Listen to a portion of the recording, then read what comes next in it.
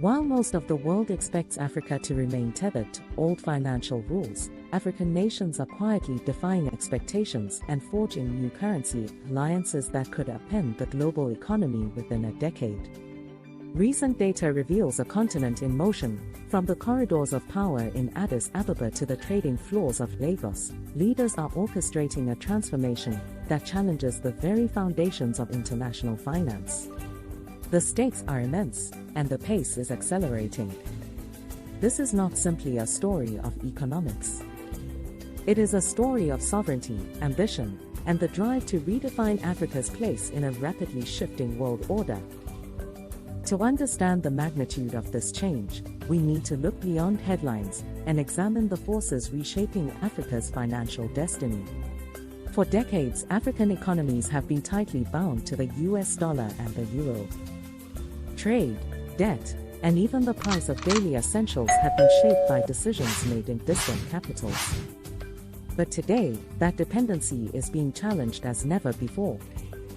The question is no longer if Africa will break free from the old financial order, but how and when. Let's start at the geopolitical pivot point, the expansion of the BRICS alliance and the arrival of new investors from the Gulf. In recent years, countries like Egypt, Ethiopia, Nigeria, and Uganda have actively sought to join the BRICS Plus grouping. On the surface, this might appear to be a straightforward quest for investment and influence. Yet, beneath the headlines, a far more strategic calculation is underway. These nations are not merely chasing capital. They are seeking to diversify their economic partnerships and, crucially, to reduce their exposure to the volatility of the dollar and euro. For Egypt and Ethiopia, the motivation is clear: shield their economies from the unpredictable swings of Western currencies and the political conditions that often accompany Western aid and loans. For Nigeria and Uganda, the calculus is more nuanced. While currency risk is a factor, the drive to join BRICS Plus is also about securing a seat at the table as new global rules are written. Observers note that this is not a coordinated campaign. Each country brings its own priorities and pressures to the table. Yet, the cumulative effect is unmistakable. The traditional dominance of Western financial institutions is being eroded, not by a single dramatic event, but by a series of calculated moves across the continent. This shift is not happening in isolation. Alongside the BRICS expansion, a new wave of investment is sweeping across Africa, led not by Europe or the United States, but by Gulf Arab states.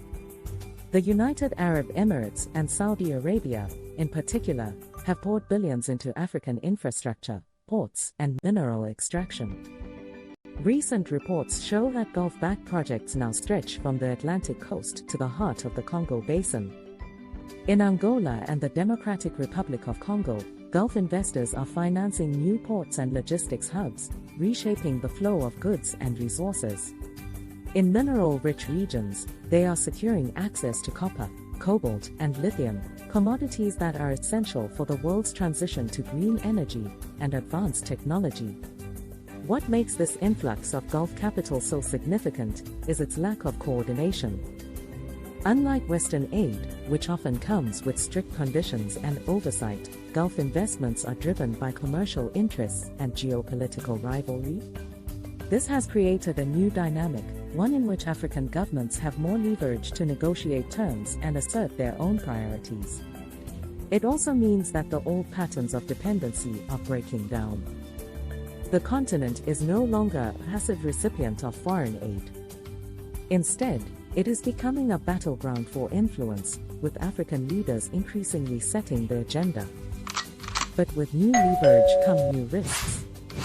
Africa's debt burden remains a critical challenge. Over the past decade, many African nations have borrowed heavily to finance development, often in dollars or euros. When global interest rates rise, or the dollar strengthens, the cost of servicing this debt can quickly become unsustainable. Reports indicate that several African economies are now spending more on debt payments than on health or education. This is the debt and currency trap, a cycle in which external shocks can undermine even the most ambitious development plans. The consequences are not just economic. High debt levels can limit a country's ability to respond to crises, invest in infrastructure, or pursue independent policies.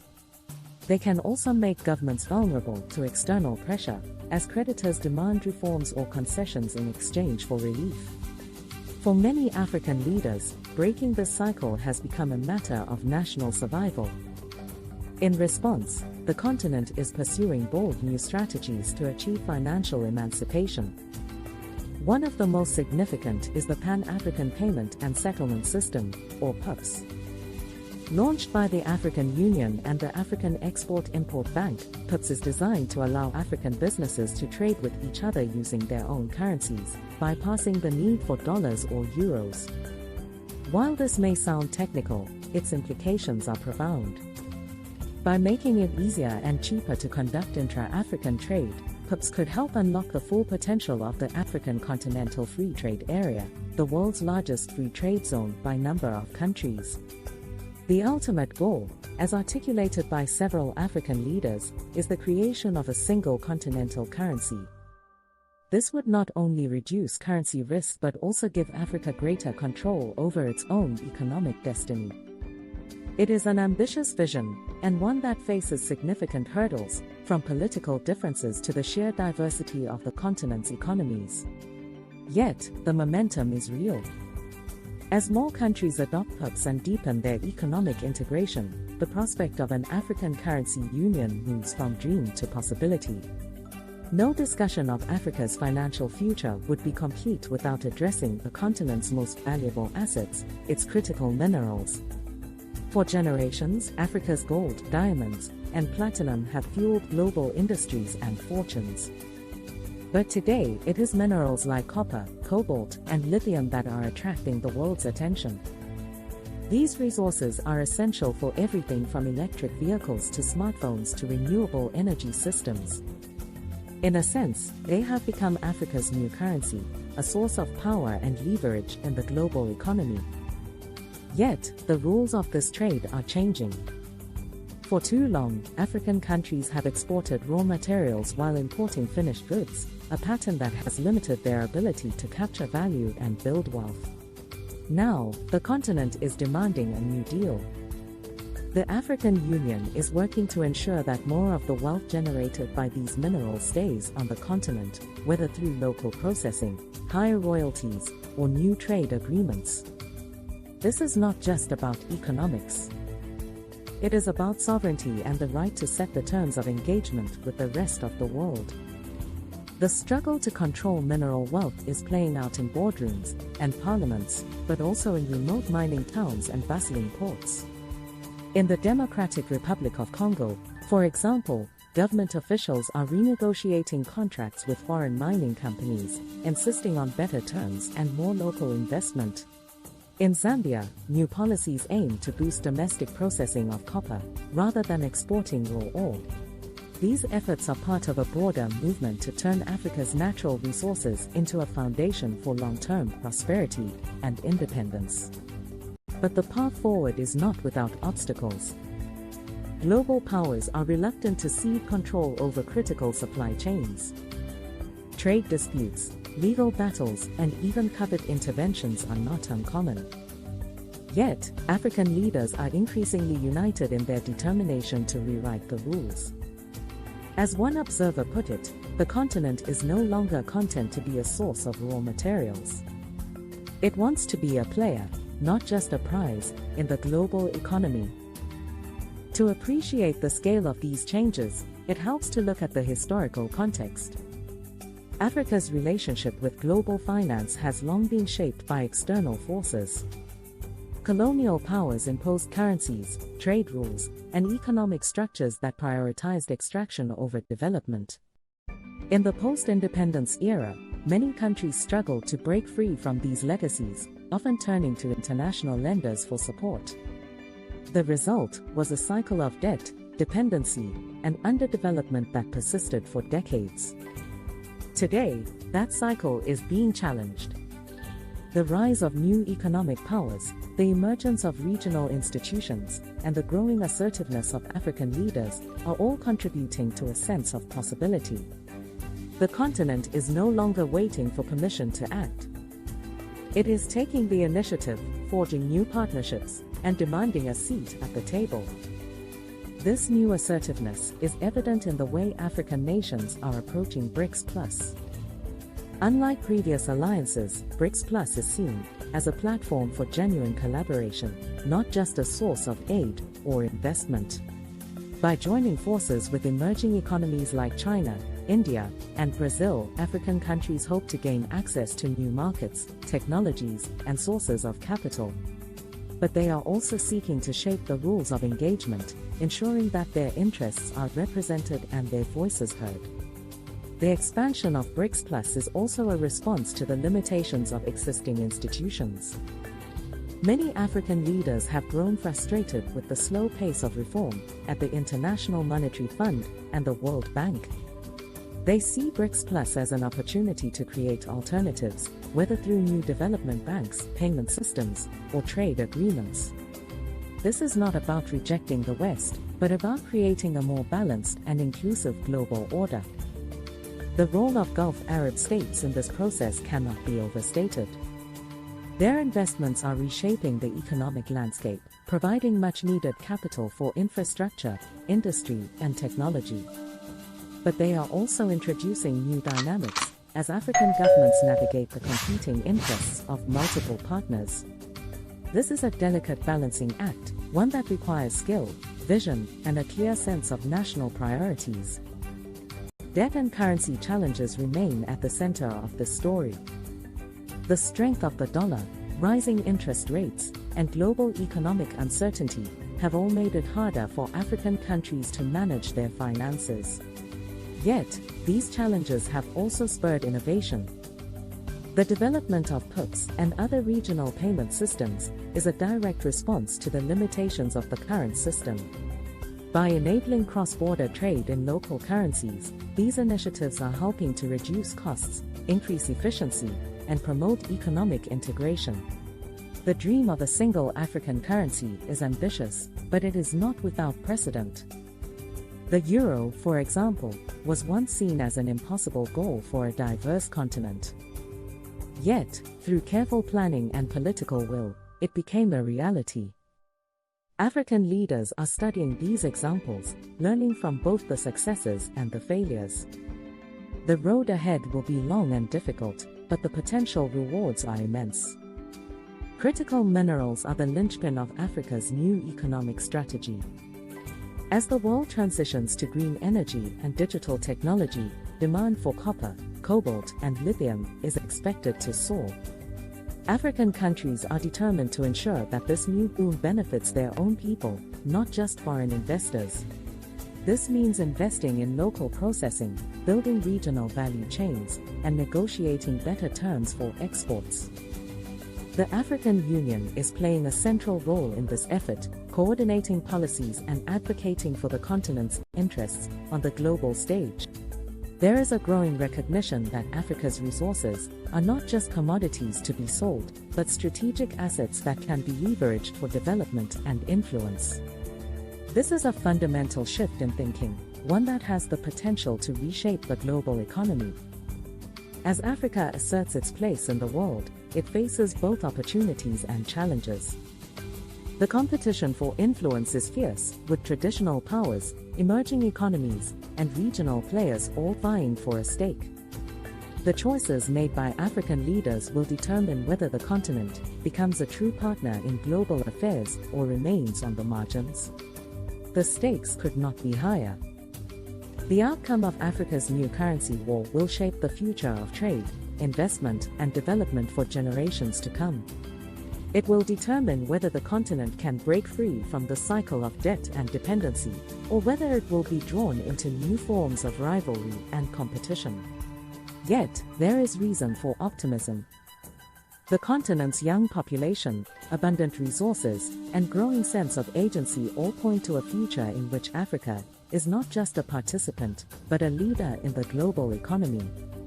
The path will not be easy, and there will be setbacks along the way. But the momentum is real and the stakes are clear. To deepen our understanding, let's examine how these trends play out across different regions. In West Africa, the debate over the future of the CFA franc is intensifying. Several countries are pushing for greater monetary independence, questioning the continued use of a currency linked to the euro and managed in part by France. The proposed eco-currency, backed by the Economic Community of West African States, is seen as a step toward regional autonomy, though implementation has faced repeated delays. In East Africa, the East African Community has made significant progress toward a monetary union, with member states working to harmonize fiscal and monetary policies. These regional efforts highlight both the promise and the complexity of building a unified financial system across such a diverse continent. Southern Africa offers another perspective. South Africa, as a member of BRICS and the continent's most industrialized economy, plays a pivotal role in shaping regional financial architecture. Its experience with currency volatility and capital flows provides valuable lessons for other African nations seeking to manage external shocks. Meanwhile, countries like Botswana and Namibia have pursued prudent fiscal policies and built up reserves, demonstrating that there is no one-size-fits-all approach to financial stability. North Africa, too, is undergoing significant change. Egypt's decision to seek BRICS Plus membership reflects a broader strategy to diversify economic partnerships and reduce reliance on Western financial institutions. Morocco, with its growing ties to Gulf investors and expanding role in African trade, is positioning itself as a bridge between Africa, Europe, and the Middle East. These regional dynamics underscore the importance of context and the need for tailored solutions. Expert commentary adds further depth to this picture. According to a recent analysis by the African Development Bank, the continent's push for financial integration could increase intra-African trade by up to 50% over the next decade. Economists caution, however, that success will depend on strong institutions, transparent governance, and effective risk management. As one African central bank governor recently stated, we are not seeking to isolate ourselves from the world, but to engage with it on our own terms.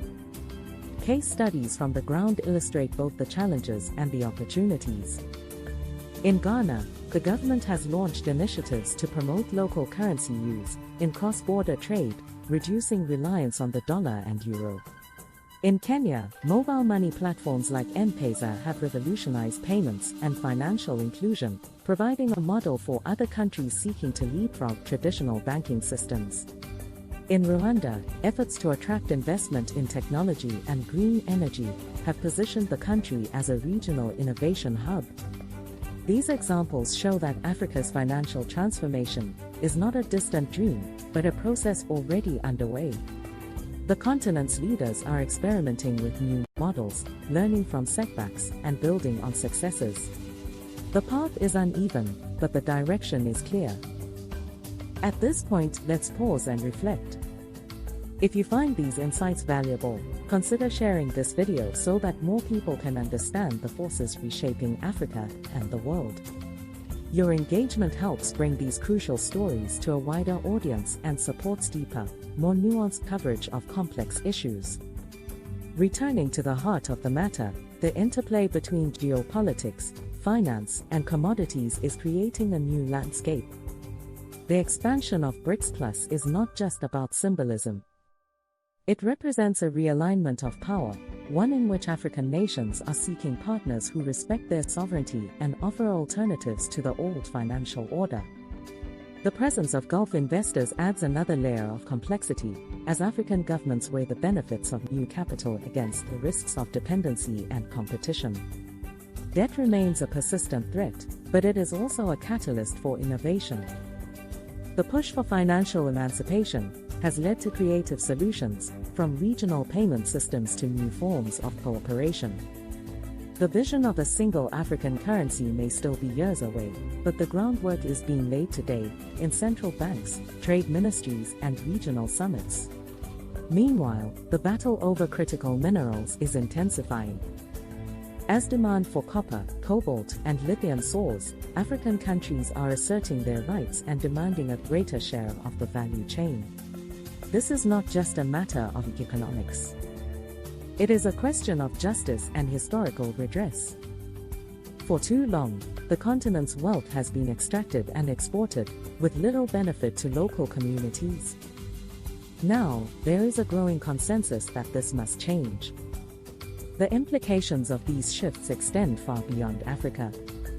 As the continent redefines its role in the global economy, the rest of the world will have to adapt. Traditional powers may find their influence waning, while new alliances and partnerships take shape. The rules of trade, finance, and investment are being rewritten, often in ways that challenge long-standing assumptions. For African citizens, these changes offer both hope and uncertainty. On one hand, there is the promise of greater prosperity, autonomy, and dignity.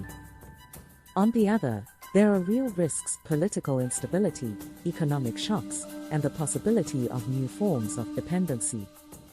The choices made in the coming years will shape not only Africa's future, but the future of the global system itself. As we look ahead, it is clear that Africa's new currency war is about more than money. It is about the right to define one's own destiny, to set the terms of engagement with the rest of the world, and to build a future that reflects the continent's values and aspirations. The balance of power is shifting, and new alliances are being forged. Africa stands at a crossroads, with the opportunity to shape not just its own future, but the future of the global order. So, as the world watches Africa's financial revolution unfold, what do you believe will be the most decisive force shaping the continent's future? Is it the quest for sovereignty, the demand for accountability, the drive for innovation, or something else entirely? Share your perspective below and join a conversation that could help define the next chapter in Africa's story.